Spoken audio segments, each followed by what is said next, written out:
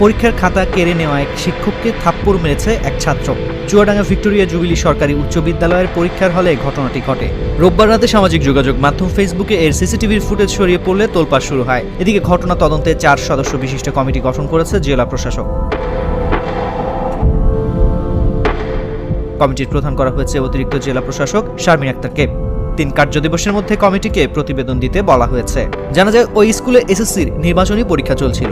রোববার সকাল 10টায় বাণিজ্য বিভাগের হিসাব বিজ্ঞান পরীক্ষা শুরু হয়। পরীক্ষার হলের দায়িত্বে ছিলেন দিবা শিফটের বাংলা সহকারী শিক্ষক হাফিজুর রহমান। পরীক্ষা শুরুর 1 ঘন্টা 11 মিনিটের সময় শিক্ষার্থী সাইফুল আমিন শীর্ষ অন্যদের কাছ থেকে দেখে লিখছিল। প্রথমে তাকে নির্ধারিত আসন থেকে সরিয়ে সামনের একটি বেঞ্চে বসানো হয়।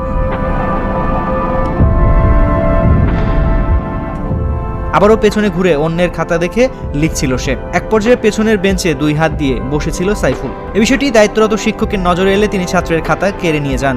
এ নিয়ে ছাত্র শিক্ষকের মধ্যে কথা কাটাকাটি হয়। এ সময় ধাক্কা দিয়ে ছাত্রকে বেঞ্চে বসতে বলেন শিক্ষক। কয়েক মিনিট তার নির্ধারিত আসনে বসে থাকে। কিছু সময় পর সাইফুল বেঞ্চ থেকে উঠে শিক্ষকের গালে থাপ্পড় মারে। শিক্ষক সাইফুলকে ধাক্কা দিয়ে বাইরে চলে যান। এ সময় সাইফুলও বাইরে যান। বিদ্যালয়ের শিক্ষকরা বিষয়টি বিদ্যালয়ের সভাপতি ও জেলা প্রশাসক ডক্টর কিসিঞ্জার চাকমাকে জানান। তিনি এই ঘটনায় 4 সদস্য বিশিষ্ট তদন্ত কমিটি গঠন করেন।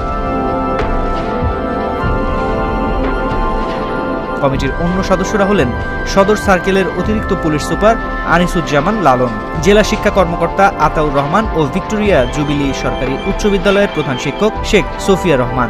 3 কার্যদিবসের মধ্যে তদন্ত প্রতিবেদন জমা দেওয়ার কথা রয়েছে।